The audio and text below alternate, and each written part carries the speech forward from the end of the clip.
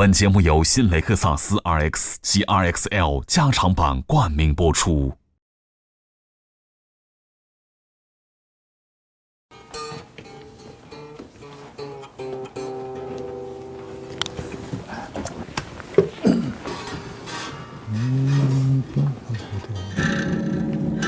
But I'm very happy.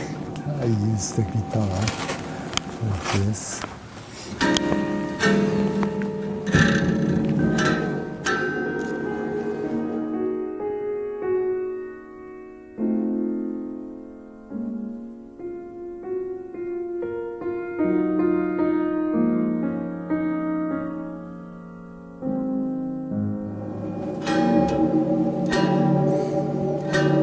It's a wrong tuning, right? Yeah. Completely wrong. But it's good for me.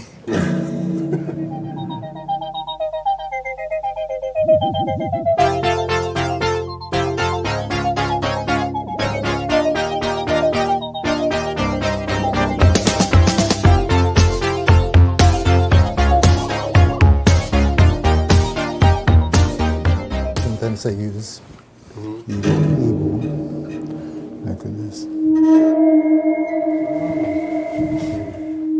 It's almost touching on the strings.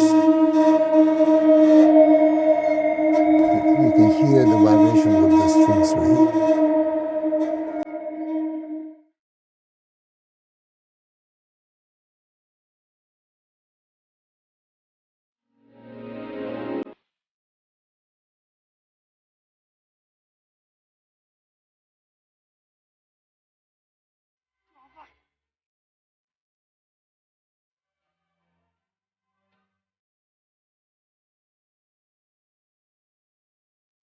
Yeah, sometimes I use the violin bow to play. You can get very sustaining notes like that. Forever.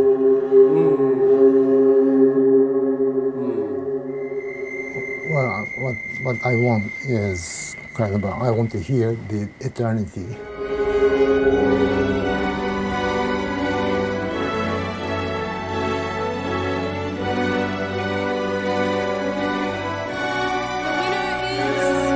Ryuichi Sakamoto. I want to thank Maestro Babuki, Kaniko's producer. This is eternal. You are always changing, but you want the eternity. Why eternity is so important to you? Because we all decay. we all die. Nice. Yeah.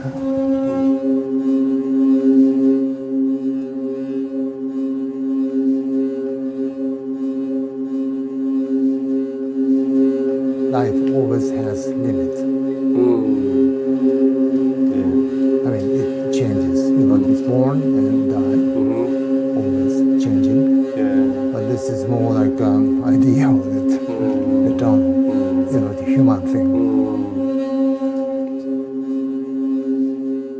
您的菜。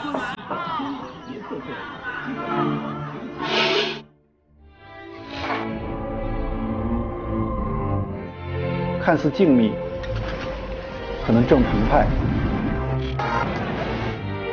表现的笃定，其实充满不安。理性才能拥抱危险。历史与未来一样崭新，而当下也许如过去一般古老。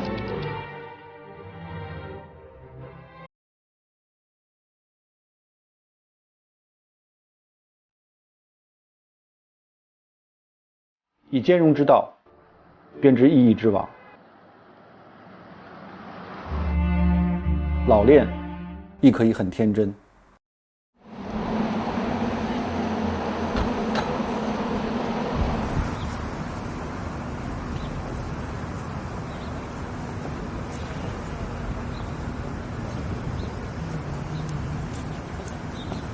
今年夏天，经我的朋友张有代介绍，我前往纽约拜访坂本龙一。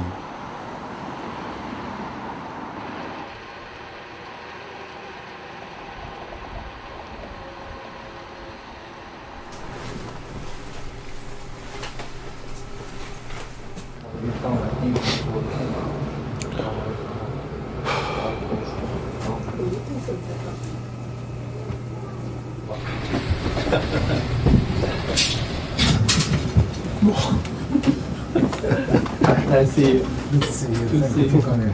Good to see you. はじめまして。 Nice to meet you. Nice to meet you. Yeah. What's your name? 知远。 Julia. Yeah. Thank you for coming.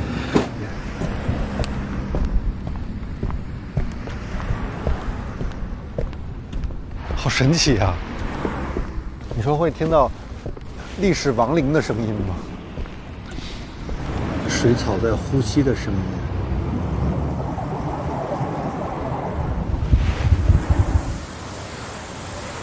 我只听到风声，但这个风声也是溥仪听过的风声，车压过马路的声音。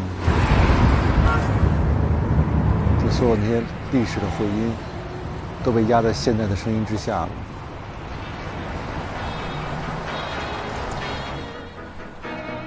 是不是？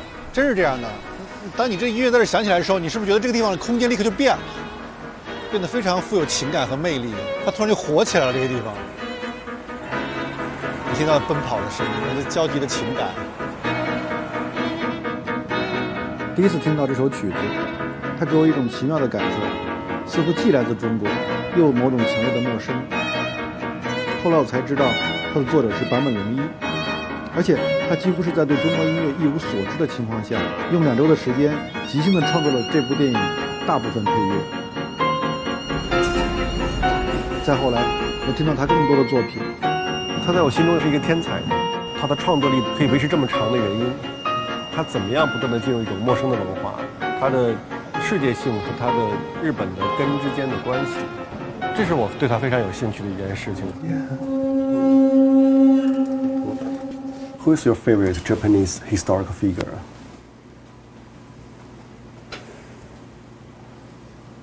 You mean ideologists or politicians? Any can. Maybe Soseki. Soseki. He was a very complicated man. Very sensitive. Yeah.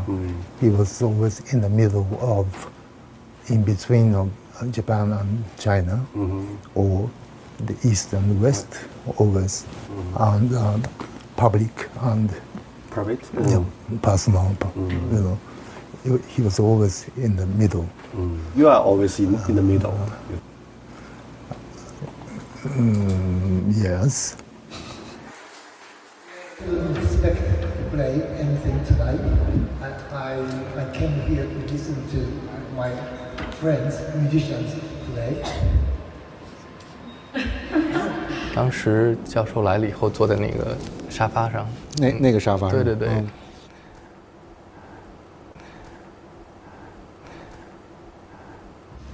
I've enjoyed listening to their play very much, so I feel guilty. I feel if I don't play anything tonight, I feel guilty. So let me give you a small piece of mine. 结果发现这个钢琴音不准，我当时心都快提到，因为这个实在是太失礼了，是吧？失礼了。而且我认识很多音乐家，今晚上弹一个，哎，不行，今儿不行，是吧？或者哎呦，昨天没睡好，是吧？然后或者是哎呦，这钢琴我不习惯，或者是因为我名气太大，这种场子或者什么我一般不会演。他弹完第一个，以为就是一个，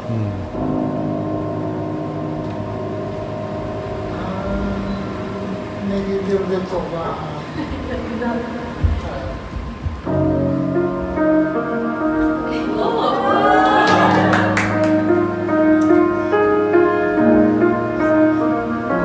那天之后，在网上很多传说，这是一个什么不知名的酒吧，在一个地下室。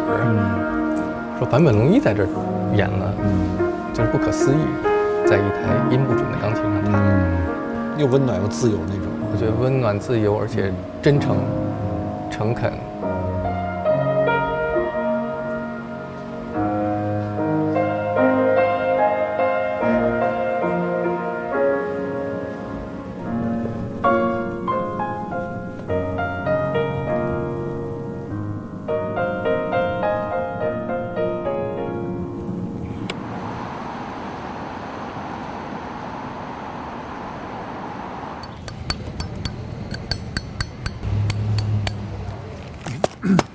If they sell something like this at any antique shop, I would buy. 啊，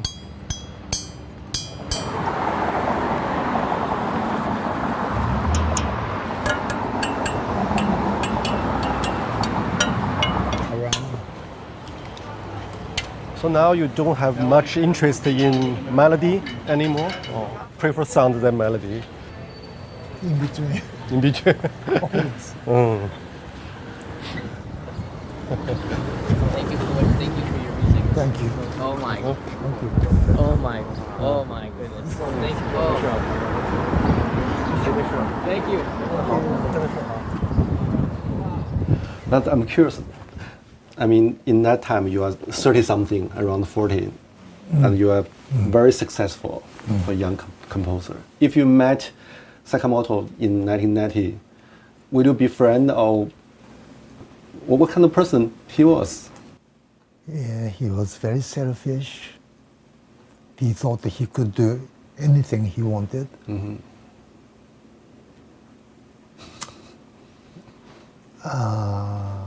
He just paid attention on himself. We cannot be friends. I hate him. But do you think he was genius? Teenager, when he was teenager, yeah, he was good. But after he got a little bit of success, he became so arrogant. When did you first taste the success? You feel, I got fame, I got recognized. When did you first strong impression? Well, it was a big change at the time of the second album of YMO came out. Suddenly, it became a huge hit. In one night, I couldn't walk on the streets because everybody, YMO. And I hated to be, called on the streets because I wanted to be anonymous. Maybe it was my influence from my father. Well, he was a cultural man, serious book editor. Also, he was from Kyushu, which is southern island, where the society is still, in a way, very conservative. Bit of samurai. So, seeking fame is anti-samurai. Samurai is anonymous. I couldn't accept that change for 10 months. I was almost like a hikikomori, means only being inside, didn't go out at all. Then after that, I was getting used to it. So that's bad. I enjoy it. Probably. I enjoyed it.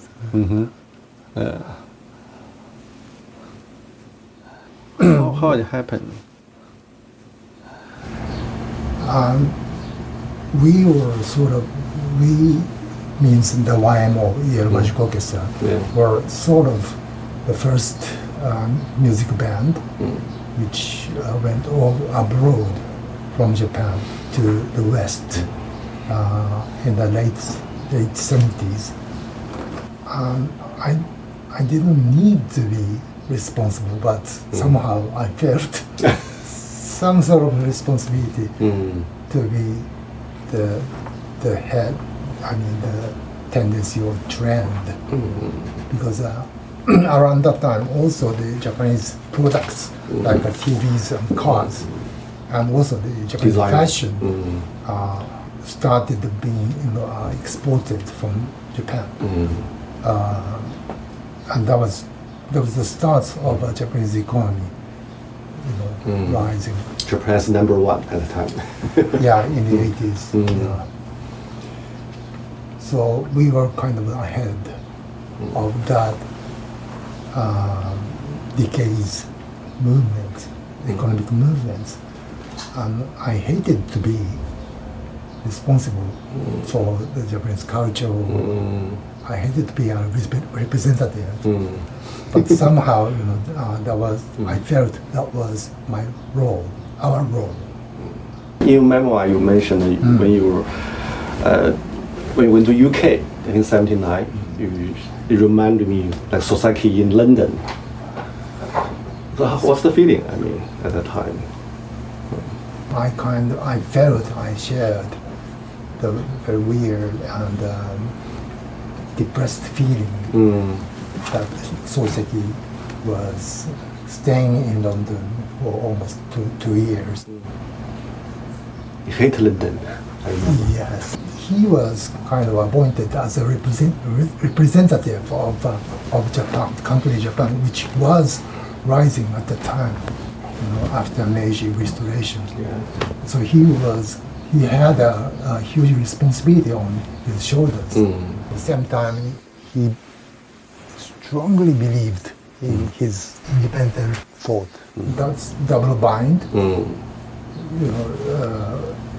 Influenced him so heavily. Now, what kind of person you are, and what's the strong belief of yourself? I'm too complicated.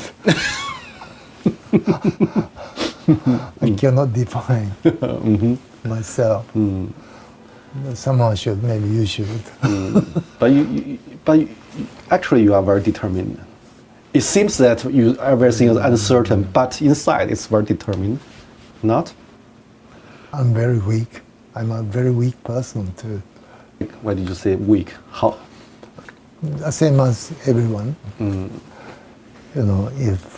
If you see maybe tons of money,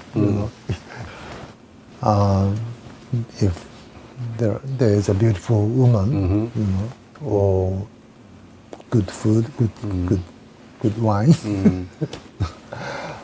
You enjoy life. Yes, it's not bad, but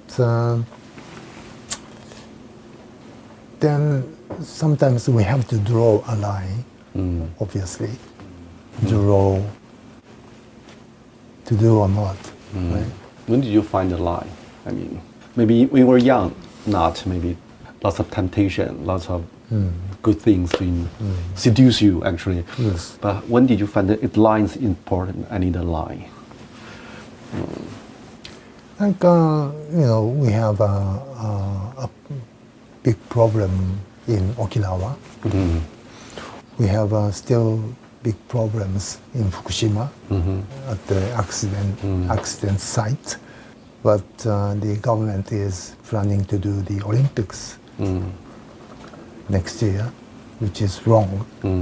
So even though I was asked to do something for the Olympics, but I said no. So it's my line. I had to be determined for some sense. So When did you like got the feeling? I mean, is there any conflict between, for artists? I mean, one side about thinker side, the other artistic side. There are two sides conflict, or for you they can.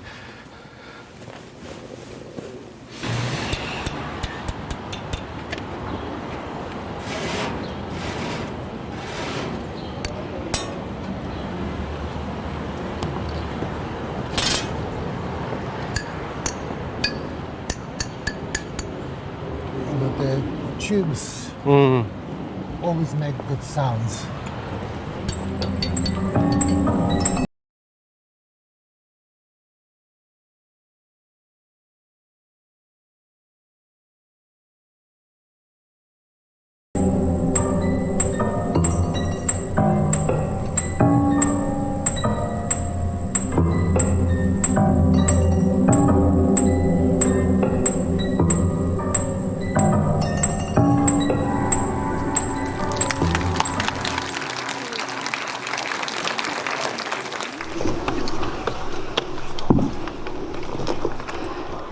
他没有从那个情绪中摆脱出来，然后特别高兴这碰到导演。我们大概7、8个月前去拜访过，在纽约拜访过坂本龙一先生，我们在做其他的节目。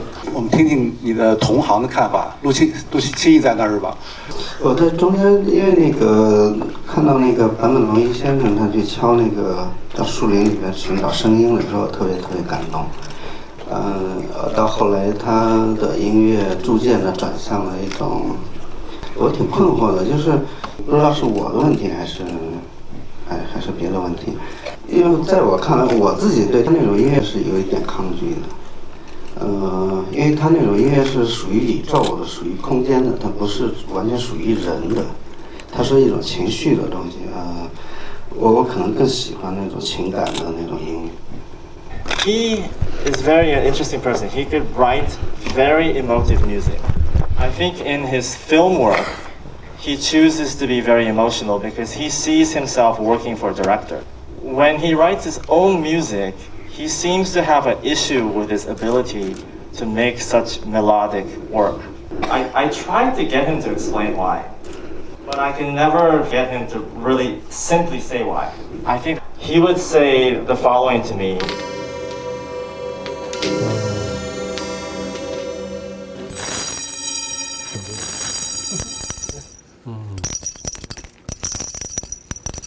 Well, each one is definitely different. Beautiful. So the sound always make you happy. Yes. My favorite one.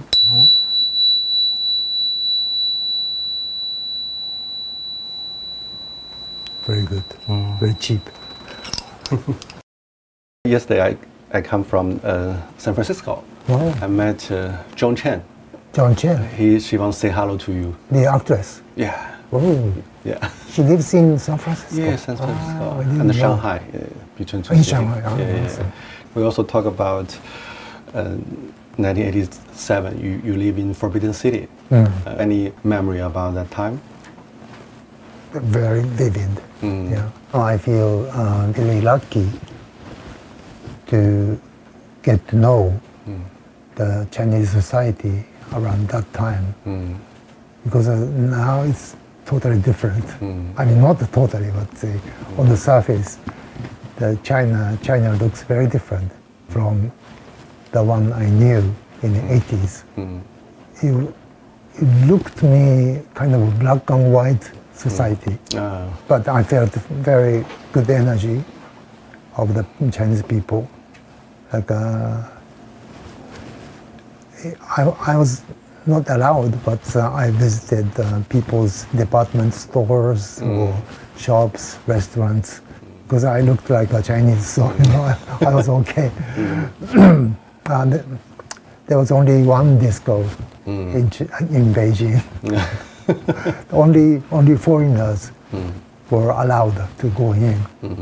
The people are not allowed to go in there. Yeah. For you at that time, what's the sound of Beijing? I mean, the color is black, white, Black and white, and yes. red. What's the sound of the city?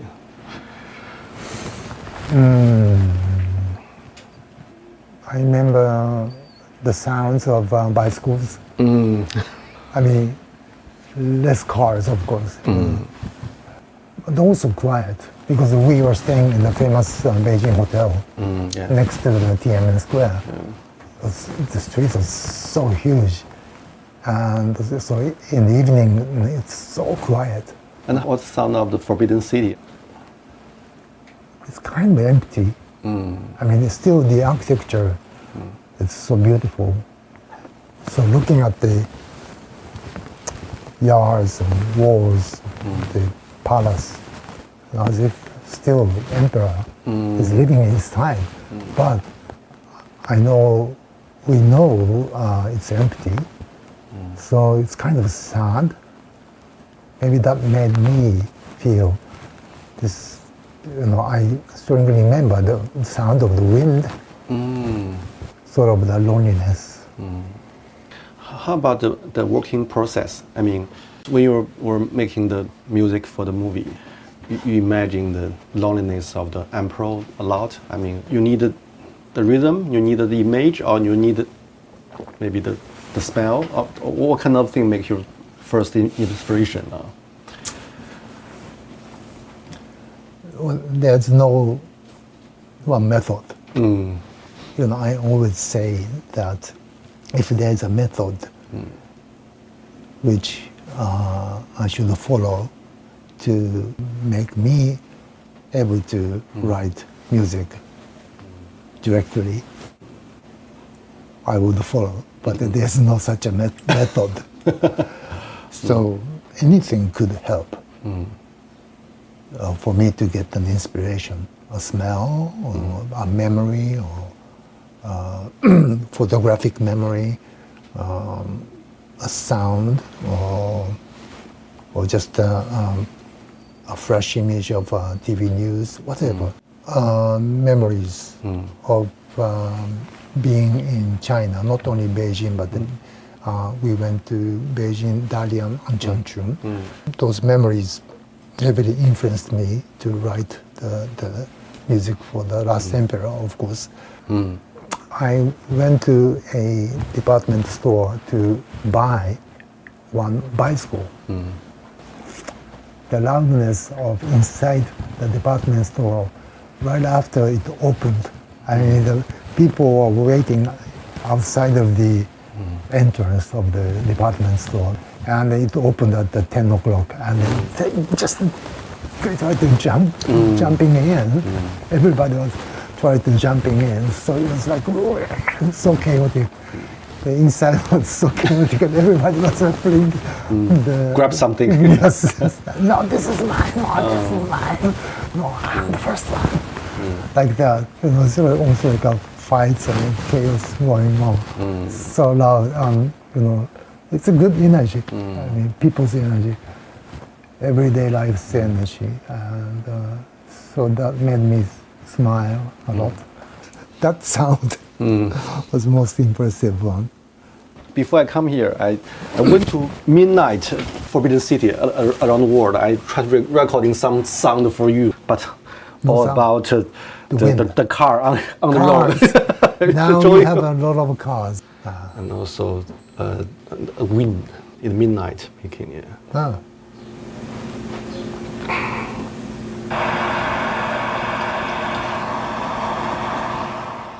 The leaves. Yeah. Nice. Also, the lovers. The lover talking about flower. It's nice. Yeah. On the street. On the street, near the river. Near the river. Near the river. Yeah.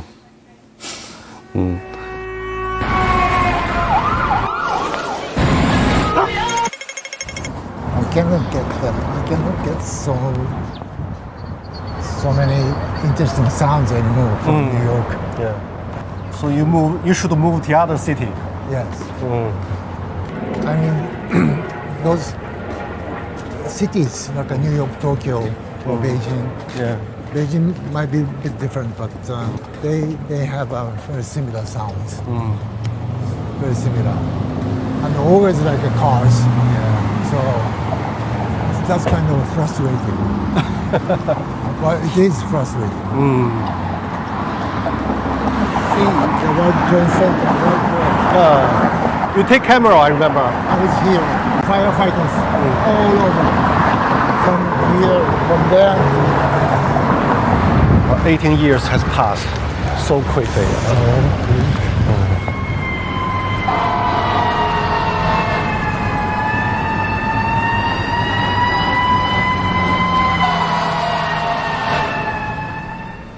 I'm a very weak person, but I had to be determined for some sense. When did you got the feeling? I mean, is there any conflict between, for artists, I mean, one side about thinker side, the other artistic side? There are two sides conflict, or for you they can? I was so rebellious in the 60s. The students' movements in the 60s, basically anti-Vietnam War, anti-America. Yeah. sentiments was inside. So the anti-spirit is part of your DNA. Yes, but I'm also thinking, being anti is sometimes too easy or not too deep.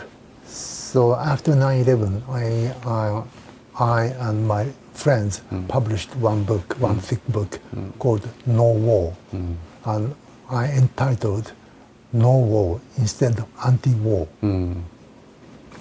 That evening of the day, almost all New Yorkers, like more than 90% of New Yorkers, became very patriotic, which frightened me. I mean, in a way, I could understand, your city was attacked, terrorized, such a very unprecedented way. But still, and then all the sentiment right after 9/11 became so aggressive, and so all the newspapers, the local newspapers, had the catch copies like "Make Afghanistan Ice Age" or something like that. I don't like that. So anti-war is like protest, means it's heavily magnetized to your subject. Instead, we have to be away from that conflict. Means no war. But sometimes in human society, sometimes evil is inevitable. You must do something hard or Yes. bad. Yes. So for you, how to deal with the complicated situation, the inevitable part? I don't have a right answer. I don't want to fight with anybody because I don't want to be hurt. I don't want to be killed by anybody. Or I don't want any of my families killed by anybody. That's why I don't want to kill or hurt anybody. If I don't want this, I should do the same thing to others. That's my basic philosophy. It's very simple. But sometimes, like Chinese old tales like Sangoku, some unknown tribe would attack one day just without speaking and started killing your village. So how can you protect yourself and your family or your village without swords? I don't have the answer. Should I take a sword? Should I be killed without acting violence? I don't know. Now, for yourself, how should an artist respond to the, social illness or political crime or this kind of big things? What's the connection between artistic responsibility and the social responsibility for yourself? We cannot do anything.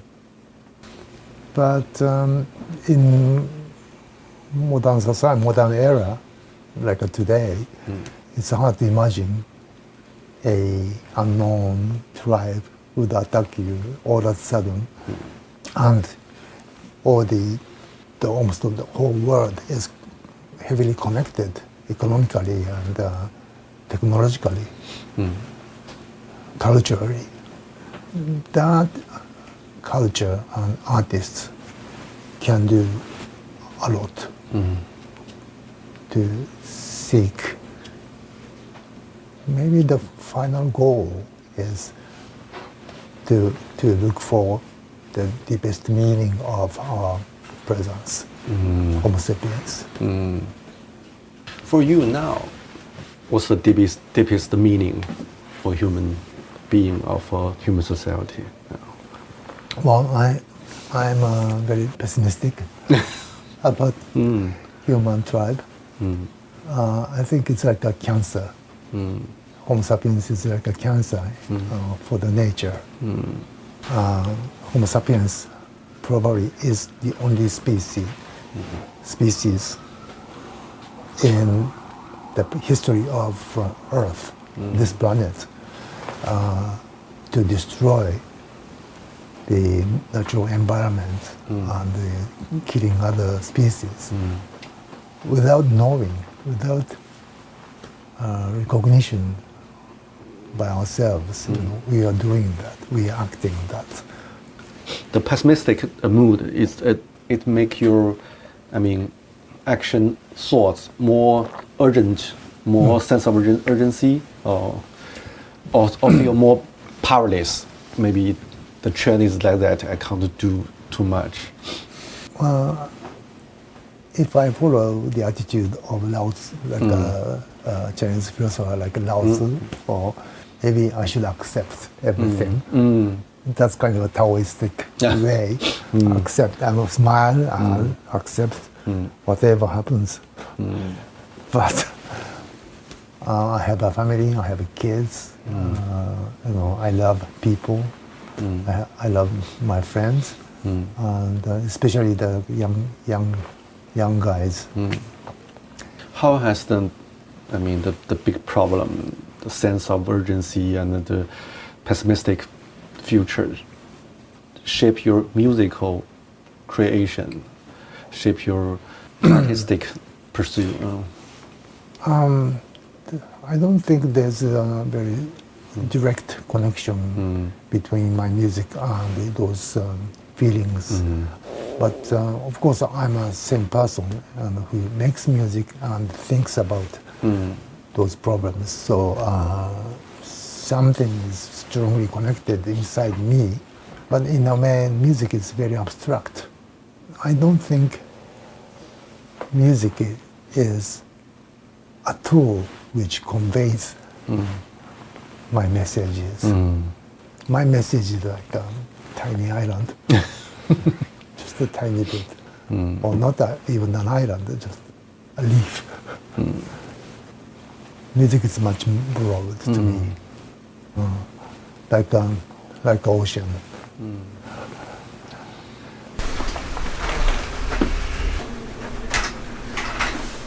This is Debussy. 66 from what? You're 14? Yeah. I was so into Debussy. So I wanted to know everything about Debussy. But there weren't so many books about him at the time in Japan. 14 years old, Ryuichi-san. When you see it, could you memory? 14 years old Sakamoto. What does he look like? Yeah, I was very shy. Very dark.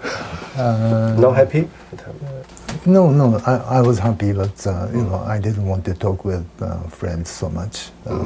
I came back home after school and played the turntables with the records like this. When I was listening to Debussy's pieces, I was looking at the scores to find out what's the secret behind the music. Yeah, this is the album, the record. It shocked me because I had a huge shock the very first moment. Like, wow. Can we play? We can play. Good.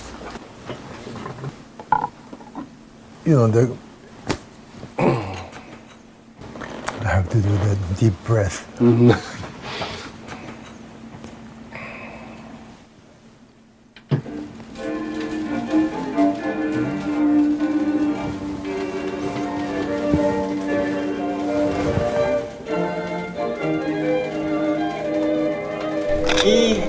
very an interesting person. He could write very emotive music.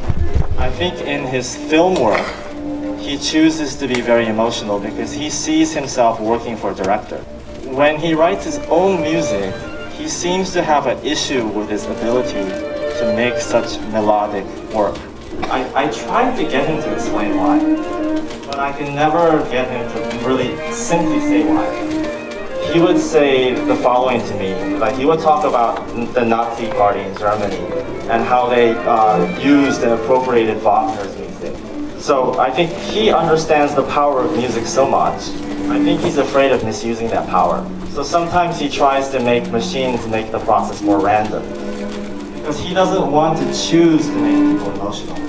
Maybe my interpretation is that's the kind of burden of being so good.